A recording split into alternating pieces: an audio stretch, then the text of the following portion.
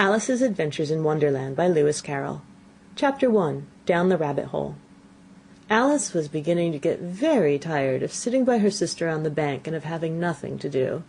Once or twice she peeped into the book her sister was reading, but it had no pictures or conversations in it. And what's the use of a book, thought Alice, without pictures or conversation? So she was considering in her own mind, as well as she could, for the hot day made her feel very sleepy and stupid, whether the pleasure of making a daisy chain would be worth the trouble of getting up and picking the daisies, when suddenly a white rabbit with pink eyes ran close by her. There was nothing so very remarkable in that, nor did Alice think it so very much out of the way to hear the rabbit say to itself, oh dear, I shall be late." When she thought it over afterwards, it occurred to her that she ought to have wondered at this, but at the time it all seemed quite natural. But when the rabbit actually took a watch out of its waistcoat pocket and looked at it, and then hurried on, Alice started to her feet, for it flashed across her mind that she had never before seen a rabbit with either a waistcoat pocket or a watch to take out of it, and burning with curiosity, she ran across the field after it, and fortunately was just in time to see it pop down a large rabbit hole under the hedge. In another moment down went Alice after it, never once considering how in the world she was to get out again. The rabbit hole went straight on like a tunnel for some way, and then dipped suddenly down, so suddenly that Alice had not a moment to think about stopping herself before she found herself falling down a very deep well.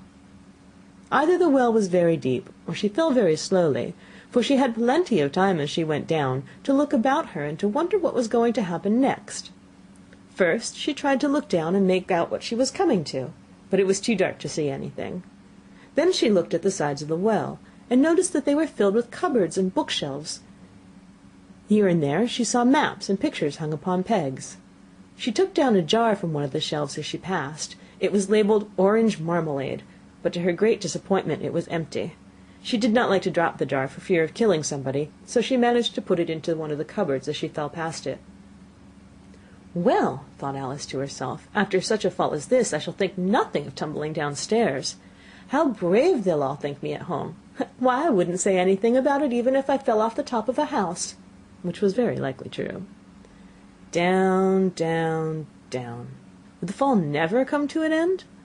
I wonder how many miles I've fallen by this time, she said aloud. I must be getting somewhere near the center of the earth. Let me see, that would be 4,000 miles down, I think. For you see, Alice had learnt several things of this sort in her lessons in the schoolroom, and though this was not a very good opportunity for showing off her knowledge, as there was no one to listen to her, still it was good practice to say it over. Yes, that's about the right distance. But then I wonder what latitude or longitude I've got to. Alice had no idea what latitude was, or longitude either, but thought they were nice grand words to say. Presently she began again. I wonder if I shall fall right through the earth. How funny it'll seem to come out among the people that walk with their heads downward. The antipathies, I think. She was rather glad there was no one listening this time, as it didn't sound at all the right word. But I shall have to ask them what the name of the country is, you know. Please, ma'am, is this New Zealand or Australia? And she tried to curtsy as she spoke. Fancy curtsying as you're falling through the air. Do you think you could manage it? And what an ignorant little girl she'll think me for asking. No, it'll never do to ask. Perhaps I shall see it written up somewhere. Down, down, down. There was nothing else to do, so Alice soon began talking again. Dinah'll miss me very much tonight, I should think. Dinah was the cat. I hope they'll remember her saucer of milk at tea time. Dinah, my dear, I wish you were down here with me. There are no mice in the air, I'm afraid, but you might catch a bat, and that's very like a mouse, you know. But do cats eat bats, I wonder? And here Alice began to get rather sleepy, and went on saying to herself in a dreamy sort of way, Do cats eat bats? Do cats eat bats? And sometimes, do bats eat cats? For you see, as she couldn't answer either question, it didn't much matter which way she put it. She felt that she was dozing off, and had just begun to dream that she was walking hand in hand with Dinah, and saying to her very earnestly, Now, Dinah, tell me the truth, did you ever eat a bat? When suddenly, thump, thump, down she came upon a heap of sticks and dry leaves, and the fall was over. Alice was not a bit hurt, and she jumped up on her feet in a moment. She looked up, but it was all dark overhead. Before her was another long passage, and the white rabbit was still in sight, hurrying down it. There was not a moment to be lost. Away went Alice like the wind, and was just in time to hear it say, as it turned a corner, "Oh, my ears and whiskers, how late it's getting!" She was close behind it when she turned the corner, but the rabbit was no longer to be seen. She found herself in a long, low hall, which was lit up by a row of lamps hanging from the roof.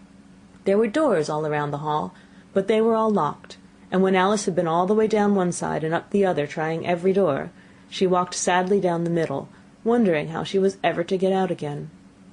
Suddenly she came upon a little three-legged table, all made of solid glass. There was nothing on it except a tiny golden key, and Alice's first thought was that it might belong to one of the doors of the hall. But alas, either the locks were too large or the key was too small, but at any rate it would not open any of them. However, on the second time round she came upon a low curtain she had not noticed before, and behind it was a little door about 15 inches high. She tried the little golden key in the lock, and to her great delight it fitted. Alice opened the door and found it led into a small passage, not much larger than a rat-hole. She knelt down and looked along the passage into the loveliest garden you ever saw.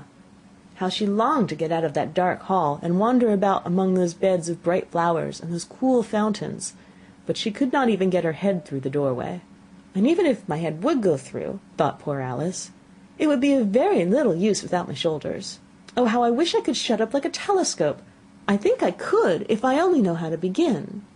For you see, so many out-of-the-way things had happened lately, that Alice had begun to think that very few things indeed were really impossible. There seemed to be no use in waiting by the little door, so she went back to the table, half hoping she might find another key on it, or at any rate a book of rules for shutting people up like telescopes. This time she found a little bottle on it, which certainly was not here before, said Alice, and round the neck of the bottle was a paper label, with the words "Drink me" beautifully printed on it in large letters. It was all very well to say "drink me," but the wise little Alice was not going to do that in a hurry. "No, I'll look first," she said, "and see whether it's marked poison or not," for she had read several nice little histories about children who'd gotten burnt and eaten up by wild beasts and other unpleasant things, all because they would not remember the simple rules their friends had taught them, such as that a red-hot poker will burn you if you hold it too long, and that if you cut your finger very deeply with a knife it usually bleeds. And she had never forgotten that if you drink much from a bottle marked poison, it's almost certain to disagree with you sooner or later. However, this bottle was not marked poison, so Alice ventured to taste it, and finding it very nice, it had, in fact, a sort of mixed flavour of cherry tart, custard, pineapple, roast turkey, toffee, and hot buttered toast. She very soon finished it off. "What a curious feeling," said Alice. "I must be shutting up like a telescope." And so it was indeed. She was now only 10 inches high, and her face brightened up at the thought that she was now the right size for going through the little door into that lovely garden. First, however, she waited for a few minutes, to see if she was going to shrink any further.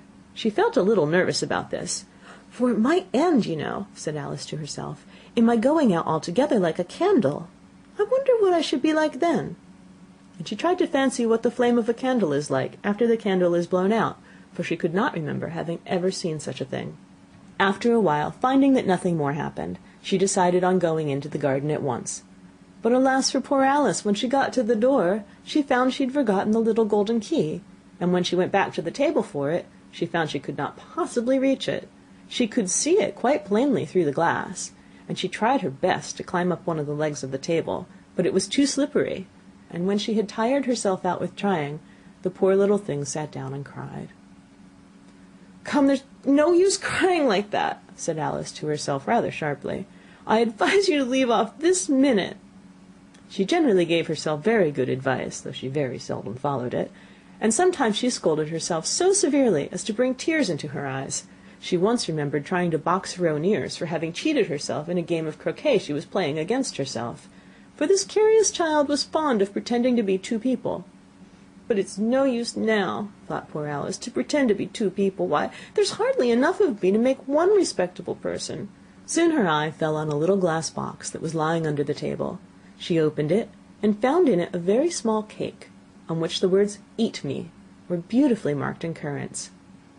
"Well, I'll eat it," said Alice, "and if it makes me grow larger, I can reach the key, and if it makes me grow smaller, I can creep under the door. So either way I'll get into the garden, and I don't care which happens."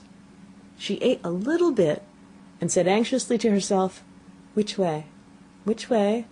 holding her hand on the top of her head to feel which way it was growing, and she was quite surprised to find that she remained the same size. To be sure, this generally happens when one eats cake, but Alice had gotten so much into the way of expecting nothing but out of the way things to happen, that it seemed quite dull and stupid for life to go on in the common way. So she set to work, and very soon finished off the cake. End of Chapter 1.